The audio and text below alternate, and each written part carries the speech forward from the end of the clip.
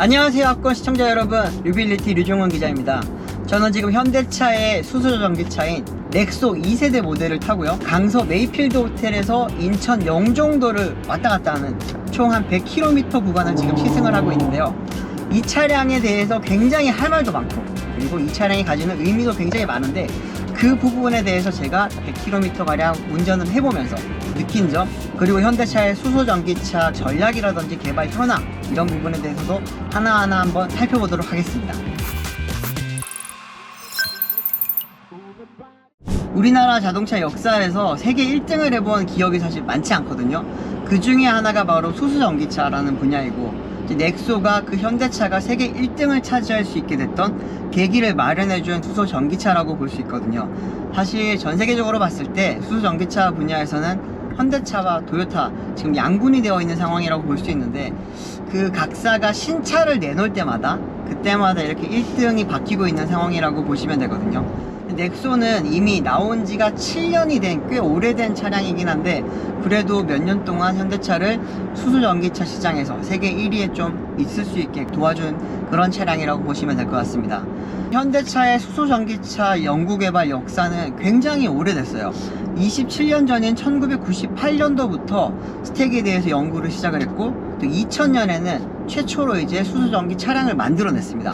그때는 사실 자체적으로는 만들지 못했고, 많은 분들이 기억하실지 모르겠는데, 이제 나사의 달 탐사선이었던 아폴로 11에 그때 이제 연료전지 시스템을 공급했던 미국의 UTC 파워라고 하는 회사가 있거든요.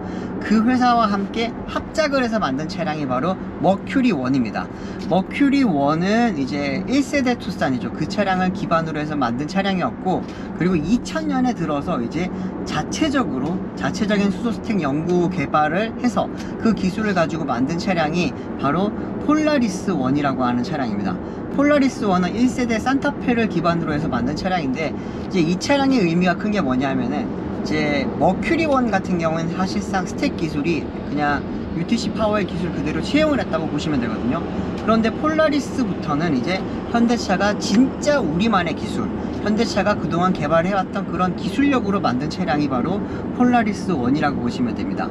그 이후로도 사실 계속해서 연구 개발을 하긴 했는데, 막 마땅한 차량을 사실 보여주지 못했어요. 그러다가 2013년도 때, 그때 이제 현대차가 투싼 IX 기반의 최초의 양산형 수소 전기차를 만들게 됐습니다. 그 차량이 뭐 많이 팔리진 않았어요. 그때 가격으로도 대당 1억 원이 넘는 차량이었고, 이게 이제 약간 반 실험적, 그리고 이제 반은 양산형으로 만든 차량이었다 보니까 세계 최초 양산이지만 약 한 1000대 가량 밖에 판매하지 못했습니다. 그러다가 이제 현대차가 본격적으로 수소 전기차를 판매를 했던 거는 2018년에 이제 1세대 넥소가 나오면서부터였죠. 그만큼 1세대 넥소는 현대차, 그리고 이제 전 세계적으로 봤을 때도 수소 전기차라고 하는 시장에서 봤을 때는 굉장히 큰 의미를 가지고 있는 그런 차량이라고 보실 수 있습니다. 수소 전기차의 핵심 기술이라고 하면은 사실은 연료전지와 스택 기술이거든요. 이 연료전지 시스템이 내연기관차로 따지면은 엔진과 같은 역할을 한다고 보면 돼요.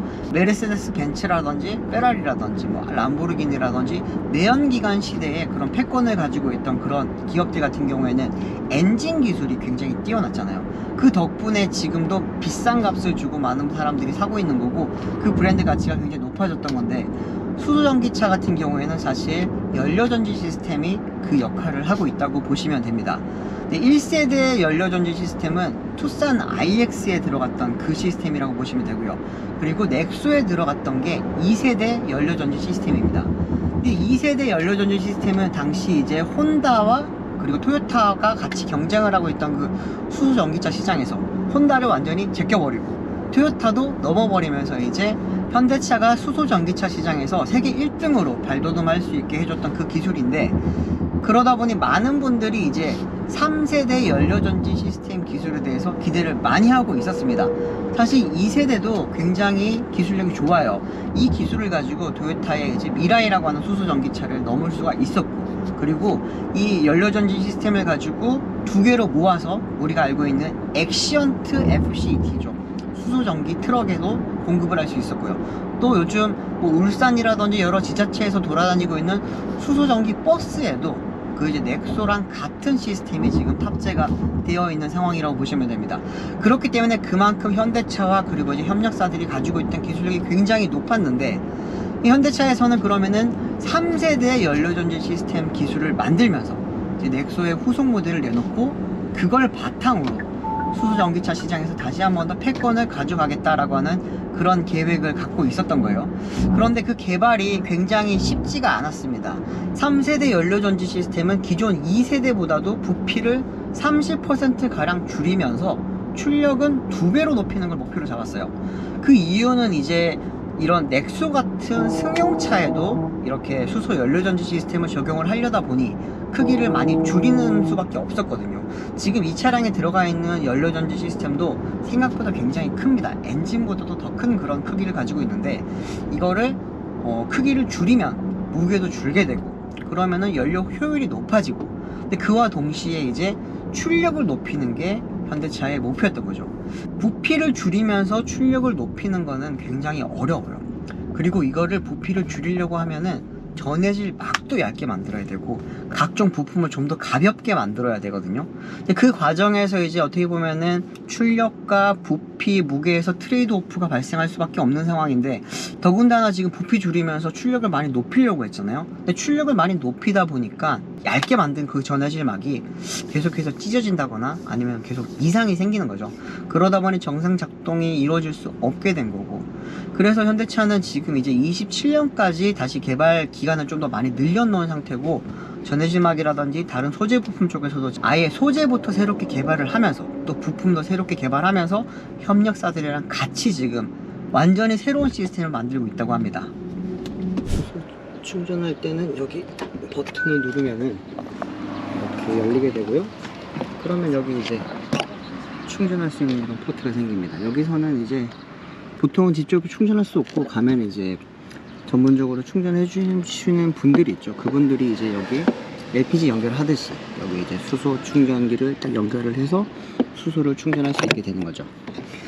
수소 같은 경우에는 비용이 사실 많이 저렴하진 않아요. 수소는 지금 이 차량 같은 경우에 완충을 하면은 대략 한 5만원 정도 지금 나오는 걸로 알고 있고, 그렇게 해서 한번 충전을 다 완료를 하게 되면은 총 720km 지금 달릴 수 있다고 합니다. 기존의 넥소가 약 한 450km 달렸으니까 굉장히 많이 주행거리가 늘어나기는 했죠. 그걸 위해서는 이제 현대차에서는 뭐 배터리 용량도 늘리고, 그리고 이제 연료전지 스택의 그런 효율성도 높이고 이런저런 기술을 많이 지금 적용을 했다라고 하는데, 그래도 좀 아쉬운 거는 결국에는 이제 3세대 연료전지 시스템이 아니라 2.5세대 정도에 해당하는 그런 연료전지 시스템으로 지금 만들어지다 보니까 완벽하게 좀 기대했던 만큼의 개선을 좀 이루지 못한 부분은 아쉬운 것 같습니다. 디자인적으로 봤을 때는 기존 넥소는 너무나도 미래지향적인 그런 느낌을 강조했다라면은, 이번 디오 올류 넥소 같은 경우에는 뭔가 오프로드 차량 같은 느낌? 그러면서 이제 좀 더 한국보다는 미국 시장에서 먹힐 만한 그런 디자인 요소들을 많이 가지고 있거든요. 보시면 부분으로 봤을 때는 전기차 이제 아이오닉 시리즈에서 봤던 그런 램프 디자인 라인이라든지 아니면 산타페에서 느낄 수 있었던 그런 전체적인 실루엣과 느낌, 이런 것들을 좀 많이 가지고 있고, 또 뒤쪽으로 가서 보면은 이제 기아 전기차에서 느낄 수 있었던 그런 느낌도 많이 보입니다. 전체적인 이 이제 트렁크 라인을 봤을 때는 EV6라든지 이런 차량과 좀 많이 느낌이 비슷하고요. 그러면서 이제 현대차가 요즘 계속 강조하는 부분이 이 4개의 점, 4개의 닷으로 만들어져 있는 이 H를 상징하는 이 모스부어를 굉장히 많이 강조하고 있거든요. 조금 뭐라 그럴까, 이질적이라고 할 수 있는 거는 이 점 4개가 상징하는 게 H인데 밑에 또 현대차의 마크인 H가 또 같이 있다 보니까 이 부분은 또 다른 전기차들이라든지 친환경 차량 조금은 차별이라면 차별할 수도 있고, 좀 중복이라면 중복 같은 느낌도 많이 줄 수 있는 그런 모습 같습니다. 트렁크 사이즈 보면은 트렁크는 좁진 않아요. 차 자체가 중형급 차량의 크기를 가지고 있다 보니까 트렁크 사이즈는 굉장히 넓은 편이기는 한데, 좀 바닥이 높죠. 바닥이 높다 보니까 이제 공간 활용도 측면에서는 조금은 부족한 느낌? 이렇게 이제 바닥을 충분히 바닥을 충분히 활용할 수 없는 건 여기 이제 트렁크 밑바닥에 배터리가 실려있기 때문이죠. 배터리 사이즈도 적지 않아요. 그리고 이제 출력 자체를 80kW로 지금 높이다 보니까 배터리도 기존 넥소 대비 지금 2배로 밀려놓은 상태라고 보시면 될 것 같고, 전체적인 느낌 자체는 이제 뭔가 전동화를 굉장히 세련되게 만들려고 노력했다는 게 좀 많이 보이기는 해요. 이 차량 자체가 이제 디자인으로 봤을 때는 아트 오브 스틸이라고 하는 뭔가 좀 강력한 느낌의 그런 디자인 컨셉을 가지고 있지만, 실내로 들어가게 되면은 이제 약간 아늑한 느낌을 주려고 많이 노력을 했기 때문에 그런 부분에서는 조금 겉과 속이 다른 그런 차라고 볼 수 있을 것 같습니다. 2열 공간 같은 경우에는 차체 크기 대비 굉장히 좀 넉넉한 편이에요. 이 차량이 산타페와 투싼 중간 정도 사이즈 차량인데 사실상 투싼에 좀 더 가까운 차량이라고 볼 수 있거든요. 그런데 이렇게 보시는 것처럼 앉았을 때 무릎 공간이 굉장히 넓죠. 무릎 공간이 한 뼘 넘게 지금 나오는 상황이고, 또 헤드룸도 헤드룸은 많이 나오진 않네. 헤드룸은 제가 앉은 키가 굉장히 작기 때문에 좀 키가 크신 분들이 앉으면은 뭔가 조금 닿을 수도 있을 것 같은 느낌. 전체적으로 약간 바닥이 높아서 그런가, 이게 공간적인 측면에서 봤을 때 옆으로는 넓고 앞으로도 긴데 머리 위 헤드룸이라든지 높이 공간은 조금은 부족한 그런 느낌도 듭니다. 시트 자체의 가죽은 굉장히 고급 가죽은 아니에요. 사실 2차급에서 봤을 때 딱 맞는 그런 가죽을 썼다고 볼 수 있고, 조금 아쉬운 부분은 차값이 좀 높아요. 이게 아무리 뭐라 그럴까요, 아무리 차급 자체가 중형 사이즈의 급이지만 가격은 굉장히 비싼 차량인데, 물론 뭐 수소 스택이 비싸니까 그런 거죠. 그렇긴 한데 조금은 가격 대비로 봤을 때 이런 소재의 고급성이라든지 이런 부분은 조금 아쉽게 느껴집니다.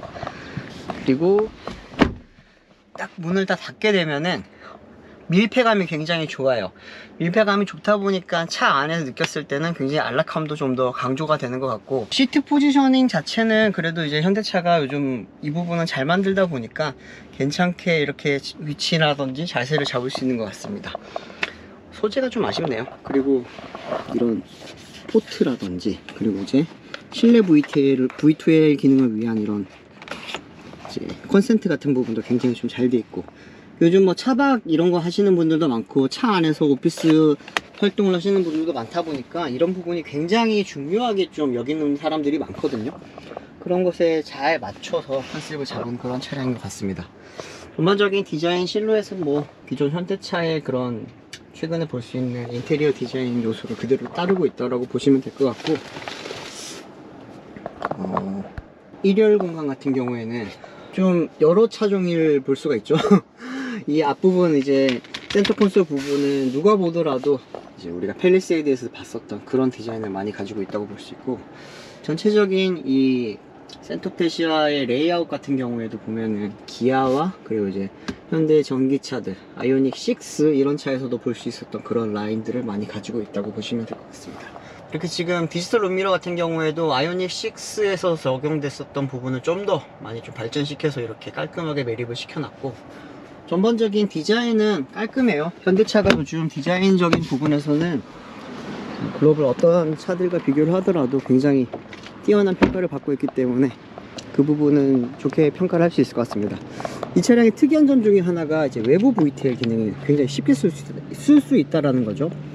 다른 전기차들 같은 경우는 외부 VTL을 쓰려면은 앞에 어댑터를 연결을 해야 된단 말이에요, 전기차들도. 근데 이 차는 외부에 이렇게 250V를 바로 넣을 수 있는 콘센트가 이렇게 장착이 되어 있어서 차박이라든지 캠핑 같은 활동을 할 때 굉장히 손쉽게 활용할 수 있을 걸로 지금 보입니다. 지금 차량 자체는 보시면 인포테인먼트 시스템이 이제 최신 인포테인먼트가 지금 들어가 있고, 플레오스는 아니에요. 플레오스는 아니고 기존에 이제 현대차에서 쓰고 있었던 이제 그 인포테인먼트 시스템이 그대로 들어가 있는 상태고요. CCNC라고 하죠. 근데 그게 들어가 있고, 지금 내비게이션 시스템 같은 경우에는 보면은 수소차 전용으로 지금 개발이 되어 있다고 합니다. 이게 수소차는 충전이 사실 관건이잖아요. 그러다 보니 이제 최적의 충전을 만들어낼 수 있는 그런 루트를, 스마트 루트를 설정해주는 그런 내비게이션 시스템이 지금 들어가 있고요. 인포테인먼트 같은 경우에는 이제 뭐 다들 많이 익숙해진 그런 레이아웃을 갖고 있기 때문에 누가 타더라도 기존의 현대차를 한번 경험을 해본 사람이라면은 손쉽게, 굉장히 좀 손쉽게 그렇게 적용을 할 수 있을 것 같습니다. 이쪽 이제 센터페시아 쪽에 이런 지금 조작계 부분을 보면은 사실 이거는 현대차보다는 기아에서 많이 봤던 그런 버튼이에요. 내비게이션이랑 공조기를 왔다 갔다 할 수 있는, 뭐 내비게이션도 있지만 어쨌든 인포테인먼트 쪽으로 이렇게 조절할 수 있는 이 버튼과, 그리고 이제 밑에 바람개비 모양을 누르게 되면은 공조장치를 만들 수 있게 이렇게 지금 되어 있는데, 기아에서 주로 썼던 그 시스템이 지금 여기 이식이 되어 있네요. 조금 독특하다고 볼 수 있을 것 같고, 다른 부분들은 현대차에서 요즘 많이 볼 수 있죠. 이런 컬럼식 기어라든지, 이런 컬럼식 기어는 이렇게 지금 앞뒤로 돌리면서 이제 전진, 후진할 수 있고, 그리고 이제 여기 스타트 버튼도 여기 들어가 있는 것도 지금 보면은 최근에 현대차들이 많이 좀 쓰고 있는 방식입니다. 독특한 것 중에 하나는 지금 스티어링 휠이 좀 작아요. 사이즈 자체가 약간 아담한 사이즈로 지금 만들어져 있는데, 이거는 요런 사이즈는 지금 현대차에서 저는 처음 보는 것 같습니다. 다른 차량들의 스티어링 휠보다 좀 작게 만들었는데, 요거는 저는 굉장히 좀 좋게 평가를 할 수 있을 것 같거든요. 이제 스티어링 휠 사이즈가 작으면은 그만큼 회전을 할 때 이 움직임이 굉장히 좀 거동이 좀 쉬워지거든요. 그만큼 운전하기도 좀 용이해지기 때문에 이런 부분들은 푸조라든지 좀 모터스포츠 쪽에서 조금 그런 역사가 있는 브랜드들이 많이 쓰고 있는 방식인데, 현대차도 이번에 넥소에는 좀 작은 크기의 스티어링 휠을 썼네요. 사실 저는 그 신형 그랜저 때부터 들어가 있고, 지금 뭐 아이오닉 9이라든지 뭐 여러 차종에 지금 적용되고 있는 그 T자 형태의 옛날 그랜저를 오마주하고 있는 그 스티어링 휠 있잖아요. 그 좀 마음에 안 들거든요. 그 스티어링 휠 같은 경우에는 손을 넣었을 때, 파지를 했을 때 이 손가락의 위치와 팔과 어깨 각도가 조금 불편하게 느껴져요. 물론 사람 체형마다 다르긴 하지만 이 차량은 비슷한 그런 형태를 가지고는 있지만 휠 사이즈도 좀 작아지고, 그리고 파지를 했을 때 느낌도 어깨에 좀 더 불편함을 덜 주는 그런 지금 형태로 만들어져 있는 것 같습니다. 연료전지 시스템이 이렇게 변하지 않았다고 해서 이 차량이 형편없냐? 또 그건 아닙니다. 이 차량이 아시는 것처럼 현대차가 요즘 잘 만들고 있는 그런 자동차를 만드는 기술들, 그런 게 많이 적용되다 보니까 서스펜션이라든지 아니면은 이런 스티어링 휠의 감도라든지 이런 부분이 많이 개선되면서 기존 넥소보다 훨씬 편안하고 훨씬 안정감 있는 그런 지금 주행 질감을 제공을 해주고 있거든요. 약간 무생무치의 그런 차량이라고 그런 말도 좀 드릴 수 있을 것 같은 게, 어떤 큰 불편함도 없지만 큰 장점도 사실은 잘 느껴지지 않는다, 약간 이렇게도 보실 수가 있어요. 근데 이게 단순히 단점이라고만 볼 수 없는 게, 이 차량이 SUV잖아요. SUV는 기본적으로 무게중심이 높이 떠 있기 때문에 승차감이 세단이라든지 이런 차량들에 비해서는 조금은 좀 불편하거든요. 쉽게 말하면 좀 안정감이 떨어지죠. 그런데 넥소를 타면서 제가 느끼고 있는 점은 SUV의 그런 차의 형태를 가지고 있는데도 굉장히 안정감을 느끼면서 지금 운전을 할 수 있다는 점, 그런 부분은 칭찬을 해줄 만한 부분인 것 같습니다. 또 하나는 새로운 3세대 연료전지 시스템을 넣지는 못했지만 현대차가 이제 또 거기서 오는 한계를 조금은 뛰어넘기 위해서 다양한 또 기술 개선을 많이 좀 적용을 하긴 했습니다. 그래서 이제 2세대도 3세대도 아닌 2.5세대라고 이야기를 하는 건데, 쉽게 말씀드리면은 연료전지 스택의 성능을 많이 개선을 시켰죠.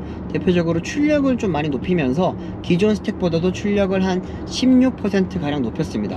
그렇게 되면서 이제 최고 출력 자체가 스택에서 발생하는 최고 출력이 약 한 110 좀 넘게 나게 됐고요. 그리고 또 하나는 배터리 출력도 높였어요. 이 차량이 수소 전기차잖아요. 그러다 보니까 일종의 전기차라고 볼 수 있는데, 여기에 이제 연료 전지 시스템에서 나오는 출력도 중요하지만 또 배터리에서 넣어주는 출력도 굉장히 중요하거든요. 그 출력 자체는 기존 넥소가 40kW에서 이제 제가 타고 있는 이 현행 넥소는 80kW로 2배가량 늘어났습니다. 그리고 넥소를 타는 분들이 많이 말씀하셨던 것 중에 하나는 답답하다, 너무 주행 성능이 떨어진다, 이런 이야기를 많이 했었는데, 그러다 보니 전기 모터 성능도 많이 개선시켰습니다. 기존 1세대 넥소 같은 경우에는 최고 출력이 약 110kW 정도의 힘을 내는 그런 전기 모터를 달았다면은, 지금 제가 타고 있는 이 2세대 넥소 같은 경우에는 최고 출력이 150kW 정도 됩니다. 이 150kW를 마력으로 표시를 하면요, 200마력이 좀 넘어요. 204마력 가량 되는데, 이렇게 되면은 기아의 EV3나 현대차 코나 일렉트릭, 또 아우디의 Q4 이런 차들도 지금 150kW의 전기 모터를 많이 쓰고 있거든요. 한 204마력 정도면은 뭐 소형급, 준중형급, 그리고 중형급 아래 부분까지는 웬만큼 다 커버를 할 수 있는 그런 전기 모터다 보니까 이 차량도 전기 모터의 출력을 높이면서 엄청난 고출력은 아니지만 그래도 답답했던 그런 이제 가속감을 어느 정도는 좀 보완을 했다라는 게 현대차의 설명이었습니다. HUD도 굉장히 많이 개선이 됐어요. HUD 같은 경우에는 헤드업 디스플레이인데, 여기에 이제 유리창에 차량의 지금 주행 정보를 많이 보여주는 거거든요. 근데 현대차의 HUD가 계속해서 많이 발전을 하고 있기는 한데, 지금 보시면 이렇게 내비게이션 정보도 잘 나오고 있고, 또 하나 많이 발전한 부분은 기존의 이제 현대차의 HUD 같은 경우에는 약간 지우개처럼, 다른 차량들을 지우개처럼 보여줬던 그런 것들이 이제는 이제 차량의 형태를 그대로 지금 보여줄 수 있게 나타내주고 있다는 점이 지금 굉장히 많이 발전된 부분이라고 할 수 있고, 이게 사실 큰 건 아니에요. 되게 작은 기술이긴 한데 운전하는 사람들로 하여금 좀 만족감을 많이 주는, 작지만 큰 기술이라고 할 수 있는 그런 부분이죠. 좀 지금 보시는 것처럼 내비게이션 상에서 제가 이제 빠져나가야 될 곳을 이렇게 바로바로 잘 알려주다 보니까 시인성이 굉장히 좋아요. 제가 운전을 하면서 계기판을 따로 볼 필요도 없고요. 그리고 내비게이션 화면도 따로 볼 필요 없게 이렇게 좀 운전의 편의성과 그리고 안전성 측면에서도 굉장히 많이 도움을 주는 게 이런 HUD라고 할 수 있습니다. 수소전기차는 한때 궁극의 친환경차라고 불릴 만큼 굉장히 각광을 받았었는데요. 지금 보면 전기차와의 주도권 싸움에서는 조금 많이 밀린 그런 모습을 보이고 있죠. 거기에서 이제 굉장히 중요한 역할을 했던 이 넥소라는 차량이 연료전지 시스템 개발이 더뎌지면서 신차 출시도 많이 늦어지게 됐고, 그러면서 시장 확장도 많이 지금 늦어진 상황입니다. 그리고 무엇보다 충전의 불편함, 이게 수소전기차 성장에 굉장히 큰 걸림돌이 됐다고 볼 수 있는데, 아직까지도 전국에는 지금 수소충전소가 한 220개 정도밖에 없습니다. 그렇기 때문에 많은 분들이 이제 전기차도 충전이 힘든데 수소전기차는 충전이 더 힘들다라고 하는 그런 인식이 생기게 됐고, 실제로 많은 어려움을 겪고 있거든요. 수소전기차는 전기차처럼 바로바로 충전할 수 있는 것도 아니고, 앞차가 충전을 완료했으면은 어느 정도 그 충전기에 압이 채워지는 시간을 기다려야 되고요. 그리고 나서 다시 한번 충전을 하면은 5분 안에 충전하는 그런 빠른 충전이 가능하긴 하지만, 주유나 아니면은 전기 충전처럼 바로바로 할 수 없다라는 그런 부분이 아직까지는 좀 불편함으로 느껴지고 있는 상황입니다. 수소전기차 산업에서 넥소가 차지하는 비중이 굉장히 큰 만큼 우리가 넥소에 지금 걸고 있는 기대도 굉장히 큰데요.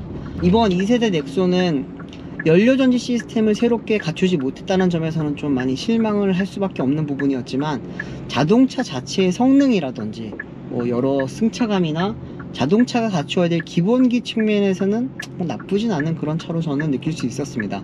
하지만 현대자동차가 수소전기차 시장에서 지금처럼 이제 도요타와의 경쟁에서 주도권을 갖기 위해서는 아무래도 좀 더 발전된 기술과 차량을 가지고 와야지만 지금의 이런 패권을 유지를 할 수 있지 않을까라고 그런 생각이 들고요. 넥소가 지금까지는 미라이보다 훨씬 많이 팔렸거든요.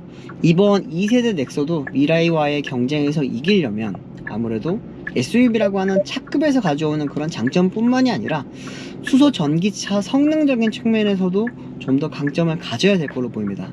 물론 이번 2세대 넥소도 제 생각에는 미라이에게 이길 걸로 지금 생각이 들긴 하는데요. 그래도 좀 더 좋은 차를 가지고 오면은 현대차와 우리나라 자동차 산업 여러 측면에서 발전을 많이 할 수 있지 않을까라고 하는 그런 기대를 해볼 수 있습니다. 그래서 좀 더 아쉬운 것 같아요. 저의 이런 쓴소리를 너무 아프게만 듣지 마시고 현대차와 국내 자동차 산업을 위해서 제가 또 이렇게 한마디 날리는 거라고 생각을 해주시면 감사하겠습니다. 지금까지 넥소를 타고 국내 수소 자동차 산업과 그리고 기술, 현대차의 미래에 대해서 한번 이야기를 나눠봤는데요. 다음번에는 훨씬 더 재밌고 유익한 소식으로 찾아뵙겠습니다. 안녕!